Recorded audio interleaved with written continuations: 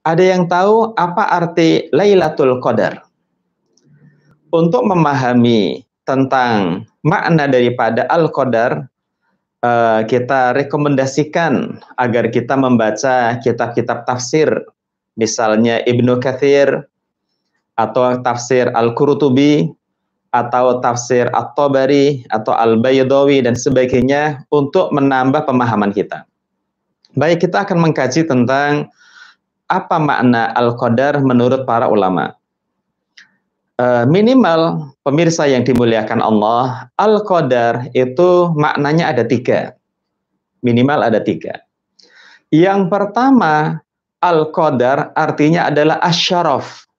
Terus bagaimana terjemahnya? Lailatul Qadar, arti yang pertama adalah malam kemuliaan. Nanti akan saya jelaskan makna kedua dan makna ketiga. Baik, kita fokus kepada makna yang pertama. Lailatul Qadar, malam Qadar, makna pertama adalah malam kemuliaan.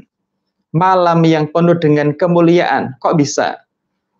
Karena pemirsa yang dimuliakan Allah Subhanahu wa taala, pada Lailatul Qadar diturunkan kitab suci yang paling mulia. Sekali lagi, makna yang pertama, Lailatul Qadar, Al-Qadar artinya adalah kemuliaan. Kenapa? Malam itu diturunkan kitab yang paling mulia.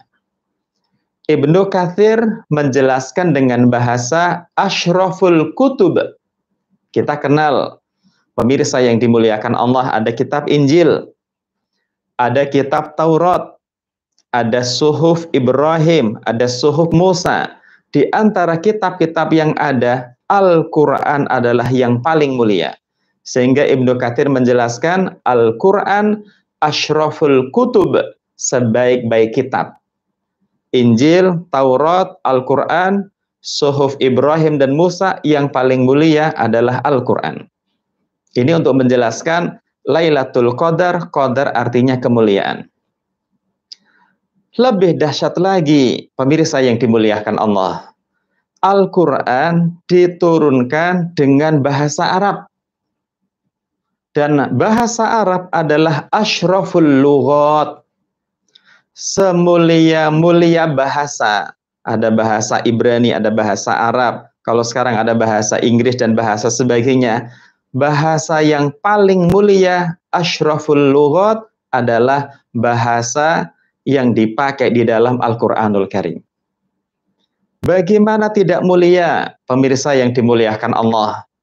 Al-Quran itu diturunkan kepada asyrafil anbiya'i wal mursalin.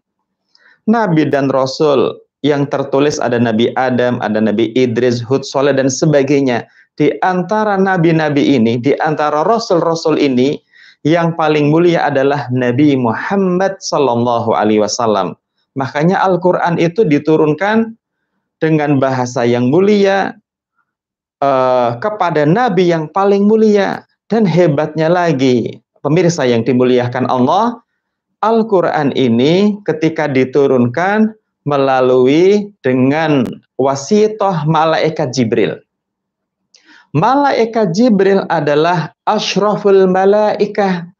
Ternyata malaikat Jibril adalah malaikat yang paling mulia.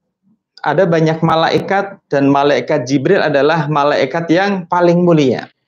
Jadi Al-Quran diturunkan kepada Nabi Muhammad SAW melalui wasithah malaikat yang paling mulia. Siapa? Malaikat Jibril. Masya Allah. Jadi kita memiliki kitab yang luar biasa hebatnya. Tidak hanya itu, pemirsa yang dimuliakan Allah. Anda tahu Al-Quran diturunkan di bulan yang paling mulia. Kita mengenal ada bulan Muharram, ada Safar, ada Rabiul Awal, ada Rabiul Tsani, Jumadal Ula, Jumadah Tsaniyah, ada Rajab, ada Sya'ban, ada Ramadan, ada Syawal, ada Dzulqa'dah, ada Dzulhijjah. 12 bulan ini yang paling mulia Ramadan. Bulan inilah Al-Quran diturunkan. Bahasa paling mulia, kitab paling mulia, dibawa oleh malaikat paling mulia, diturunkan di bulan yang paling mulia. Yang dahsyat lagi, pemirsa yang dimuliakan Allah, Al-Quran diturunkan di tanah, di negeri yang paling mulia di muka bumi ini. Negeri apa yang paling mulia? Yaitu Makkah dan Madinah. 13 tahun diturunkan di sana Al-Quran, 10 tahun diturunkan di Madinah. Jadi Al-Quran diturunkan ala asyrafi baqa'il ardi. Al-Quran diturunkan di negeri yang paling mulia di muka bumi ini.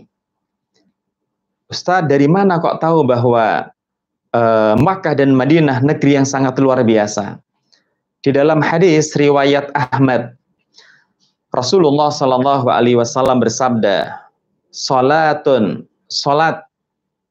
fi masjidi, di masjidku, kata Rasulullah Shallallahu Alaihi Wasallam, yaitu Masjid Nabawi, dan Masjid Nabawi berada di Madinah, yang Al-Quran turun di situ 10 tahun. Afdol, itu lebih baik. Salat di Masjid Nabawi itu lebih baik min alfi salatin fi masiwah.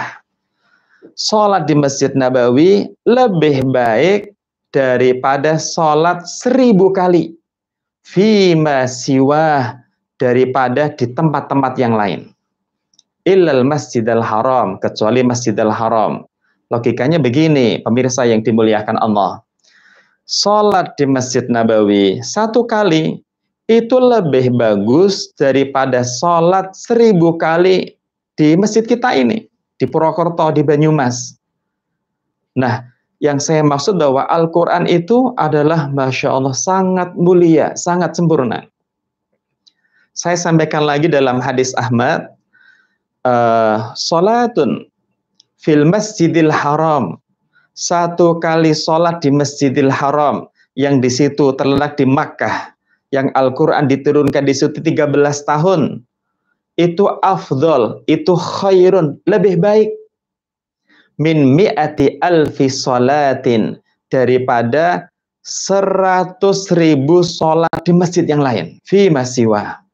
Ini menunjukkan bahwa Masya Allah Al-Quran sangat mulia, bahasa paling mulia, kita paling mulia, dengan wasithah malaikat paling mulia, kemudian pada bulan yang paling mulia, diturunkan di tanah yang paling mulia. Yang lebih dahsyat lagi para pemirsa yang dimuliakan Allah, Al-Quran sebagaimana komentar Ibnu Abbas, diturunkan di malam yang sangat mulia. Malam apa? Lailatul Qadar. Jadi kita paham pemirsa yang dimuliakan Allah, Lailatul Qadar, Al-Qadar makna yang pertama artinya kemuliaan. Baik, kita akan menjelaskan yang kedua. Kan tadi sudah saya sampaikan Al-Qadar maknanya ada 3 minimal gitu kan ya. Menurut para ulama, kalau malam kemuliaan sebagaimana saya jelaskan tadi, menurut Ibnu Katsir disebutkan seperti itu, yang endingnya Ibnu Katsir mengatakan fakamula min kullil wujuh. Fakamula, maka lengkap, sempurna dari berbagai sisi. Jadi Al-Quran itu hebat, sempurna, mulia. Yang menjadi pertanyaan, kitab kita paling mulia, kitab kita hebat, nabi kita hebat, diturunkan di bulan yang luar biasa, kok kita biasa-biasa saja? Berarti ada something wrong, ada masalah. Wong Al-Qur'annya hebat kok kita biasa-biasa saja. Berarti bukan salahnya Al-Qur'an, tapi salahnya kita.